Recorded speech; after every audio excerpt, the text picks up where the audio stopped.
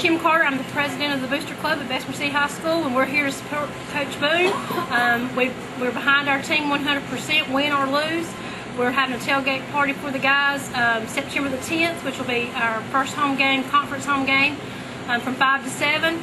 We want all our fans to come out and support our team, and we're looking forward to a great year, and just go BC. And this is Pam.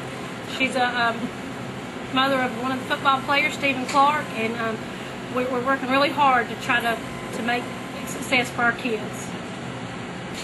Welcome to the Prep Reporters, coming to you from timeout here in Dallas, North Carolina. I'm joined today with Coach Larry Boone from Bessemer City. Glad to have you, Coach. Nice to be here. Thank you.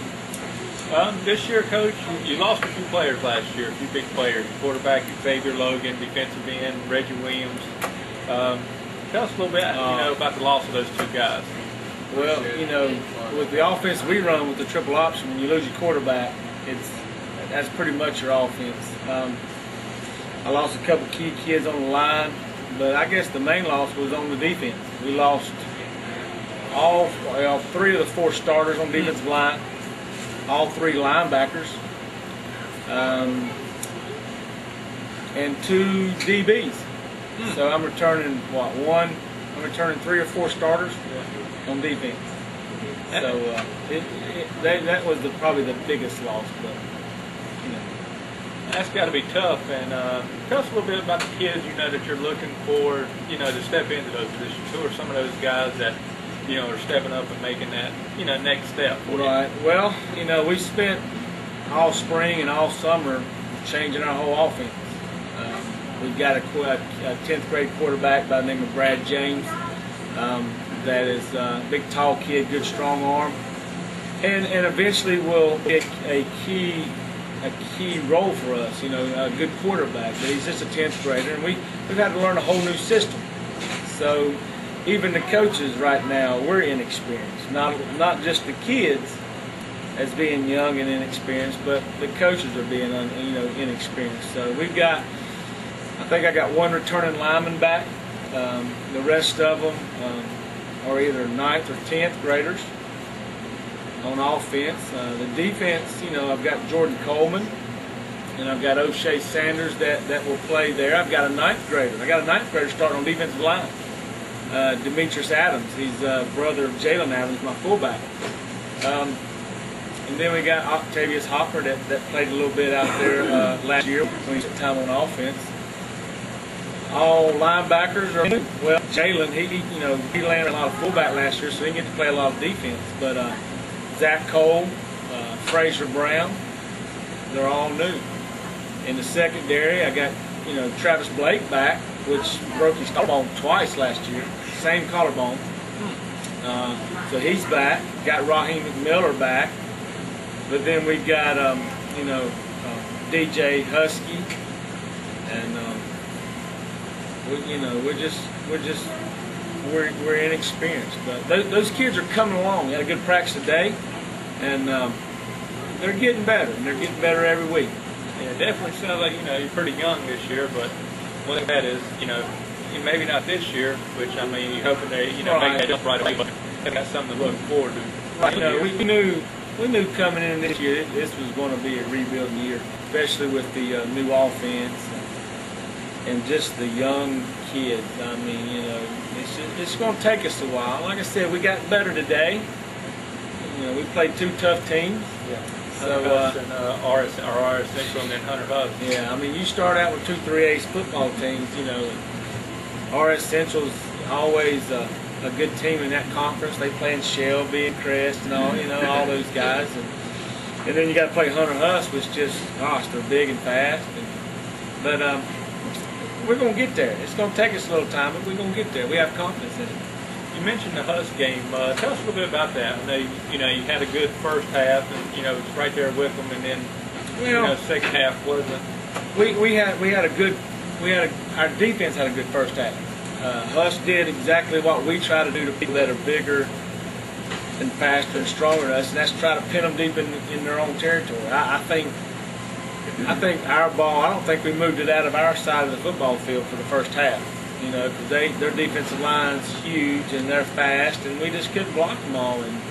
you know, and then we got a safety. They got a safety, and then they scored a touchdown. But then we come back and Brad hit DJ Husky down the sideline for a big touchdown. So we had some momentum going, and then the third quarter we kind of lost it a little bit, kind of lost momentum going. So I guess it's safe to say with this new offense, you're leaning more towards the passing side. Well, we have in the past 2 games we've modified some stuff because, like I said, I got Jalen Adams back there in the backfield that can run the football. We've got to get him some more touches, and the offensive line, you know, and myself, I'm not used to pass block. You know, I've been in Bessemer City for 17 years, and we've never had really a good passing game, you know, as intense as we have now. But so I'm learning. So until we get bigger and stronger and better at it, you know, just depends. I mean, if the pass is working Friday night, we'll stick with it. If it's not, we'll run football, whatever's there.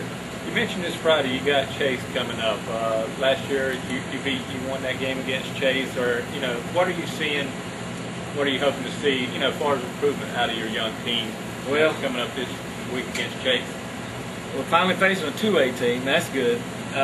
But, you know, I looked at the tape this weekend, and they're still big, too. You know, I mean, they are. They got a big fullback. It reminds me of when I had Aaron Rainey, and, you know, but they got a couple big kids. But I think we can match up with them in certain areas. So, you know, I'm expecting our kids to come out and play hard and be excited and go out and try to win the ball game. I mean, we're not looking at going 0-3 right now. We're looking at trying to go 1-2 and get better each week. And if we can play, I think we can play with Chase. Definitely. All right, Coach. This year, how do you see the conference shaking out? What do you, you know, envision? I guess. I mean, you're in there with Lincoln and East Lincoln and North Lincoln, all those, you know, Lincoln schools. How do you see that shaping out this year? Well, what I've always said, if you want to be number 1, you got to go through Lincoln County. There's no way around that. You know, and the years past, we've battled East Lincoln and just come up on the short end of the stick a couple times. And you know, 2 years ago we beat Lincolnton, but Lincolnton's tough. I mean, Lincolnton's tough. They got some talent over there, and you know, and the coaching staff over there. If you could just name off the coaches they've got there, not just throughout the week, but in the press box on Friday night, that are just, I mean, that 100 years of experience, you know, over. So, and then of course it's East Lincoln. You know, they got a lot of talent. They got a lot of skilled kids, and Coach Bias, his crew does a great job. But you know, West Lincoln, to me, West Lincoln is probably the biggest. I mean, yeah, those big guys they got up front, and then having a new coach just come in, a month or 2 before the season starts. Yeah. And I know how that feels. And my kids, you know, in 2004, we had to do that. So, you know, they're going to be improvement. Then you got Cherville. Cherville's, you know, I think this is Cherville's year. Even though it's a rival game for us, and, you know, anything can happen with us and them, but I tell you what, Thomas Bass can run the option, and they got some wings out there, and they got some big kids up front. So I'm looking at them do some things. And then, you know, you got North Lincoln, second-year coach over there is doing a good job and got them going, you know, in the right way. And so ours is a tough conference. You know, past couple of years, Lincoln's won a state championship. East Lincoln's been there twice. Right. So, I mean, it's our conference is very, very tough. West Lincoln's always ranked in the past, power football. So, you know, it's going to be exciting. But any given Friday night, anybody can beat anybody. Oh, yes, sir. If, you know, things line up right for you, you never know. You never know. Yeah, like I said, I mean, you know, Lincoln went out to South Point last week and, you know, won that game in overtime. Coach Cloninger rolling the dice for that 2-point conversion in overtime, you know, win it or lose it. That's it. You know, Coach, I like Coach Cloninger. He's a good man, and you're right. You know, what you got to lose? You know, it's preseason. Yeah. You know, non-conference games. You know, what you got to lose? Definitely. Well, Coach, we appreciate you having you. You know, last year you won the fan favorite for Coach. I did. Hopefully you can have a repeat performance. You know, that's voted on from everybody, you know, out there that comes to ffnnetwork.com. You know, they come and do vote. Also, Xavier Logan, your quarterback last year, won it. And you also, had Reggie Williams who won the Defensive Player of the Year through us. So, like you said, you lost a lot, but a young team definitely going to be coming, back and looking to get back to those state playoff runs that you had. We are. Like I said, we knew coming in there's going to be bumps in the road, and we're taking it head on, and we're not going to quit for nothing, and we're going to get over that hump. Might not be this week, might not be next week, but we're going to get there. And these kids are believing, and they're working hard, and we get a lot more kids out now. The school's in, so we're getting a couple more bodies in. So we're not just looking at this year; we're looking for the future. So, but I appreciate you having me out. And, no problem, Coach. My pleasure. Thank you. Thank you for joining us at the Prep Reporters here at Timeout. You can catch all your high school football news at ffpnnetwork.com.